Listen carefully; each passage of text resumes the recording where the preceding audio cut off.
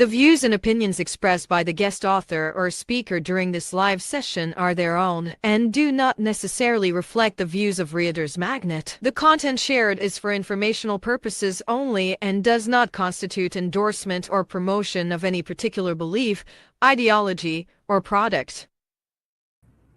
Hello, authors, book lovers, and storytellers. Welcome to another awesome day here at RM Hive, and you're tuning in to Reader's Magnet featured author interview. This is your host, Revan, and our featured author is a masterful storyteller who uncovers the hidden layers of family, faith, and the secrets that shape generations. Inspired by the culture and mystery of the American South, she creates emotionally rich stories filled with suspense, betrayal, courage, and redemption. Her work reminds readers of the power of truth and the cost of silence. She is the author of Death in the Bayous, The Big Family Lie, a thriller about the life and death of Big Mama. Please welcome Dr. Paulette Jones Olasoji. Hi, Dr. Paulette. Thank you so much for joining us here today at Reader's Magnet. How are you? Wonderful. Hi, everybody. Thank you so much for having me. Yes, and for all our viewers out there, if you have been watching the live broadcast and the book shoutouts of Reader's Magnet, her book, Dr. Paulette Olasoji's book, Death in the Bayous, have been actually featured at the LA Times Festival of Books at Southern California. So it was there at the Reader's Magnets booth, and we had promoted it on book shoutout as well. Because just a fun fact, I was not here actually during that time, so I was in Japan. I woke up at seven in the morning in Japan, and I just watched the book shoutout. It was the book shoutout, and it was this book that they were promoting, and I was happy because I get to interview the author right now because the title itself is very interesting. You know, Death in the Bayous. So, Dr. Paulette, can you tell us about what this book is about? Okay, this book is about a young girl who lost her grandmother, and it left her feeling hurt and damaged because she began to blame herself because the bullet that did not kill her grandmother was really supposed to kill her, and it Mm, didn't. So people got very disappointed. I think the book is good about helping people get through loss. And a lot of people still carry the hurt and the sorrow of loss, and they themselves mm. become lost. So I told the story in a way that would help people who've lost loved ones recover and do it generously. You know what? It's so intriguing. I want to know more about, the bullet that killed your grandma. It was supposed to be hers, right? You're right. So, wow. I was And like, so the wow. bullet did not kill her, and it did not kill grandma, but grandma died in Oh, the scene, right? So everybody was waiting to see who died from the bullet. So that was the thriller part. wow. Yeah, Wow, wow. I love this. From that itself, I could actually see it's like yeah, I'm watching a soap opera or a movie. It's I it's know. really inspiring. It's not just a compelling story. It also like gives inspiration to people as well. Right. So speaking of inspiration, what or who inspired you to write this book? Well, when I was working and I'm a retired RN, so when I was Mm-hmm. working as a registered nurse, my grandmother had a stroke. And Mm, so I pulled that part of it into the story. And the story, I had a hard time getting over her death. And I was driving down the street and a car mm-hmm. almost hit a little puppy. Now, ask me how the puppy got me here. And I was trying not to hit the puppy, but the car did. And I was screaming and I cried all the way home. And when I got home, I asked the question, "You don't know this dog. You don't know these people. Oh, Why are you crying?" And all of a sudden, I realized I was grieving the death of my grandmother because I had oh. never successfully recovered. So my first book was really lost in the loss, dealing with this. Mm. And it was almost like, okay, I need to write about my grandmother. So I wrote about my grandmother, but I carried it to the bayous, but it didn't really happen in the bayous. Mm-hmm. Yeah, You know what? You have such awesome titles: Lost Mhm. in the Lost, and we have Death in the Bayous. Mhm. May I also ask? This is just a random question, because these are very very intriguing titles. What inspired you to write these titles? Well, I usually try to think of something that's would catch you. And, you know, you Mm-hmm. don't want to just pick up a book. They did catch me. Well, I guess if I saw a book and say my grandmama died, I say, oh well, Mm-hmm. everybody's grandmama dies. But Lost in the Loss or the Big Mm-hmm. Family Lie. Well, if she died, what's the lie? Now I want to find out what Mm-hmm. the lie is all about. So I try to get something that's going to make the reader stop and say, I want to know what really happened in the story. So I just come up Mm-hmm. with these titles while I'm resting on sabbatical. Then I come up with titles that I feel are catching or grab the eye of Oh. the reader. And they did. They did catch me, you know? I was like, these are very interesting titles. I wish I could have written the book. It was like that. Uh, It was like that. yeah. So yeah, you're such a good writer. You know, you have these ideas right there, and you have your own process as well. And you actually had the books already published, and they are yours. And I Yes. love that idea as well. Yeah. And right now, I want to ask this question: when did you first realize that you wanted to be a writer or an author? Since I was a child, it's surprising. Most of the time, when parents send their kids to school, you know, I'm older, so they said nurse, teacher, you know, something like that. You go to school to Mm-hmm. get something that's going to bring money to pay the bills. And I Mm-hmm. kept saying, but I want to be a writer. And my mama kept saying, who is going to pay the bills? And so when I went to college and decided to become a nurse, every Mm-hmm. paper I turned into my teachers, they said, why didn't you become a writer? Which was always my dream. But I started writing poetry when I was in the fourth grade. Mm-hmm. And I still have a lot of those poetry that I read. And I put it in one book, and Mm-hmm. it's called Life's Revelations. Ode Nice to the revelation. Children, all of those that I wrote before, I just decided, let me put these together because they were just in a box. You think as a Mm-hmm. child, nobody wants to hear the stuff, but I was writing from the heart and I started writing, and I've Yeah. been writing ever since. So I write self help books, I write Christian Mm-hmm. books, I write plays. I even started writing songs recently. So I Mm-hmm. write songs and I've learned how to go in the back studio on the computer now that we Mm-hmm. have AI and put it to music. So I Mm-hmm. could be sitting down and you could be talking to somebody and I'll be listening and I can take your words and turn it into a song while the conversation is going on. Mm-hmm. And I'll give it to Nice. somebody and they'll start singing it. And they'll go, Love who that. wrote this? I love writing. It's almost like I live in another world.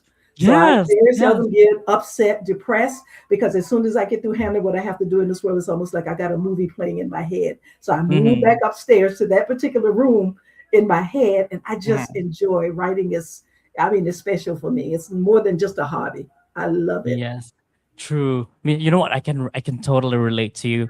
I went to Mhm, college. I went to college with, I did study biology, so it's mhm. 4 year in college. And then after that, because since when I was in elementary and high school, I was already writing, poetry and Right. songs. So songs and poetry and short stories and like that. And so I was supposed to become a doctor, but then I found like I wanted to be a writer because there's such it's such power. It's like power like pulling Yeah. you in, and then because I really want to tell stories about these different people. Yeah. When you go to cafes and Yeah. observe people where you're sipping the coffee, and you're like, I want to, I want to know more about this person in this They sound in this like we other might be table. brother and sister. Yeah. We got the same journey. The same journey. Yes. And then I Uh-huh. became a writer Yeah. for years now. So Uh-huh. such a journey as well. So right now, right now, I want to ask you this question as well. So, what is your work schedule like when you were writing? Well, I usually take a month off every year, Mm. and I have a timeshare down in Cocoa Beach, Florida, and it's Mm-hmm. on the beach. So On the you can beach. Okay. the waves hitting against the back door and all of the stuff. It's just conducive for writing, and I stay there at least a month every year.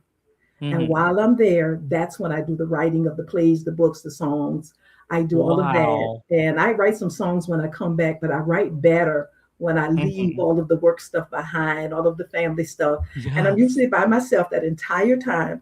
And I write and I sleep and I write and I Mm-hmm. sleep and I walk on the beach. I love that. You know Yes. what? I want to experience that as well. I want to have a month long vacation in a beach Uh-huh. somewhere. just on my own, just Hmm. writing and Right. walking, observing people, Yeah. sleeping, and then writing. So Yes. that's actually a really good process. You know what? I was in this writing class. We were secluded in this resort as well, and it actually helps in having all the ideas right there without thinking Yes. about what's outside the beach or what's outside the resort. It's just you and your thoughts, and it's really effective. I get to have a play written in that. It was 3 days only, but it did matter because Right. because Right. it got produced, and I was really happy about that. Yeah. So yeah, I love your process because it's really effective. I've been there as well. It's really nice that we get to have this Yeah. connection. I Yes. love that we can relate with each other. And And see, while you're busy at home, jot your little thoughts down. I'll jot down little thoughts, and then when I go on sabbatical, I develop them. That's when it becomes the book or the song or the yes, play. Yeah. yeah, but the only difference is that I don't have a month long You have that vacation. one. I don't even have a weekend. I just sleep and go to work and have another work and Yeah. just have a, Yeah. a very final little time about that. But But see, you're I'm the amazing. oldest, so I get to Yeah. retire. See, when you get to retire, you go when you want to go. Yes. Doesn't And matter. you're also the better one. Here, what was during your writing, during writing all your stories or all the self help, all the poetry or the songs? What was the hardest scene, especially in this book? Death in the Bayous. What was the hardest scene that you want to share with us? I think the hardest thing for me was because I really was kind of writing my grandmother's death. Mm-hmm. When she died, she was on a respirator. My family Mm-hmm. will, I mean, I don't care if you look like you're going to live on the Mm-hmm. respirator for your rest of your life, they will not let you Mm-hmm. die. I was so attached to her. And it was like I Mm-hmm. was on her apron string, and everything she taught me and how to cook and make simple things that little kids wouldn't want to know. And when the ambulance came to take her to the hospital, I cried and I said, I got to ride in there with her. You know, they don't let you ride in the back. I said, I got you. I Mm-hmm. got to. So I got there with her. And because I was a nurse, they let me know that she had had a vessel to break in her head. And they put Mm-hmm. on a respirator and they told me that if she lived, she would be a vegetable. And if Mm-hmm. they took off the respirator, she was going to die. The doctor said all of that in front of her and said that she couldn't hear us. So when he walked out the room, I grabbed her hand and I Mm-hmm. said, Mom, I used to call her Mom. I said, Mom, if you want to die, go. We'll be all right. And if you want to stay, stay. And I promise you, I'll take care of you for the rest of my life. Well, while I was writing that Oh. scene, actually, it happened in my life. The tears, Uh-huh. and I was crying like a little kid, and I was just crying and writing and crying and writing. But I think I was being healed during that time Uh-huh. because I had not really gotten over her death. And she squeezed my hand, and the tears came down her face, and she took her last breath on the respirator. All of that My flooded God. back to me while I was at the resort. I cried for about 3 days. And I remember Yeah. I called back home and I said, What's wrong with me? Something's wrong with me. I can't stop crying. And no matter what I wrote after that, I cried through it. Even a little cookbook I wrote called The Little Uh-huh. Chef, a cookbook for kids. I cried while I was writing the book. And I said, Oh, girl, you're getting good healing while you're out here today. So I Yeah. needed to write this book. I needed to write it for Yes. me so that I could be healed. And I feel like I really feel healed on the inside now. But Yeah. I was just going along and you thinking you're okay, but I wasn't. So the book You know. helped to heal me. Yes. You know what? When you were telling me that story, I got goosebumps about it because the scene was so sweet. That scene right there when you were writing Mhm. it, and I can actually totally agree with how you were writing. It's a very difficult scene because Yeah, it's such an intimate moment, right. but I believe it's also like a therapy as well for Yeah, you. It's a process of healing as well. So you get to finally have that validation that it's right. really okay for your mother to Mhm. to to go beyond, to go to Yeah, the world beyond. And right. here you are, you've actually immortalized such a very powerful scene and such a very sweet moment as well in this book, Death in the Bayous. And I'm really happy about this, Yeah, that you actually did this. And it's such a gift as well. And it's not just a story, because it inspires people as well. Yeah. So it has such a great impact for those people who also needed this, because some people also have the same experiences, could be in other parts of the world, and that scene itself, Right. it's powerful. Yeah. And one of the And things that I did was when I did the scene with going to the funeral home to plan the funeral, Mhm, some funerals actually have a process where they help them go through the grief process. mhm, And so I looked up the information that they give these people, and I started expounding because I'm a life coach as well. I mhm, started expounding on them in the book. So when somebody read it, if they're going through what they teach them through the grief process, I taught in the mhm, book. So that's going mhm, to help the reader that's going through and cannot get past that death. Now I've got mhm. some information that's going to help me. And I even gave them resources of places that they could go for help if they needed it. Wow. I Mm, love that. It's very inspiring, when yeah. it's very inspiring. So right now, Dr. Paulette, I would love to give you the spotlight. Tell us where we can find this book, and if you have other books to promote as well. Okay. The book is on Amazon. And like I said, the preface book to this that I wrote, Lost in the Lost, that's also on Amazon. I do conferences, and that was one of the books I presented at one of our retreats. And I taught that class as a class at one of the retreat, and people bought the books there as well. So I've written 45 books total, Mm. and they range from cookbooks, religious health books, and I wanted to do the thriller, so this was my thriller. I Mm-hmm. recently wrote one and called The Joys and Sorrows of Love. It's a trilogy, and it talks about being in love and getting hurt. So it's like I think I've written every gamut, every genre, everything that I could think of, and I wanted to do all of that just to be sure that I could do it. And I Mm-hmm. think this was successful. So I felt good about it. And I feel like you can just go to Amazon and Mm-hmm. find the books there. I wrote a children's series, and Mm-hmm. it's called the Baby Corey series. It started from the child growing up to becoming a medical a doctor. Mm-hmm. Um, and I think it helps kids with their self esteem. I did one called Mm-hmm. Lucy Goosey, and that's a Loosey total self goosey. esteem book for kids, but it's all about animals who had poor self esteem. So I Mm. think I've written every area that I can think of that I felt that would be helpful to Love people. that. Yes. All right. And by the way, are these books also on your website?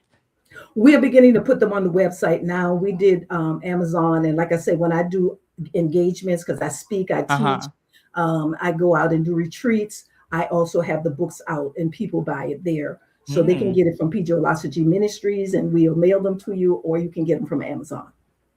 Love that. All right. Dr. Paulette Jones Olasoji, everybody. Get your copy of her book, Death in the Bayous, on Amazon and Barnes and Noble. And also check her other books. She has 45 books. So check them all out. You can actually check everything on Amazon and Barnes and Nobles. You can also actually check her website. That's www.pjolasojiministries.com.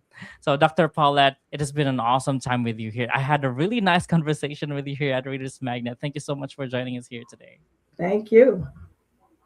And guys, let's open the pages and unravel the secrets of your personal odyssey. And I believe that your ink never runs dry. So go tell your story, storyteller.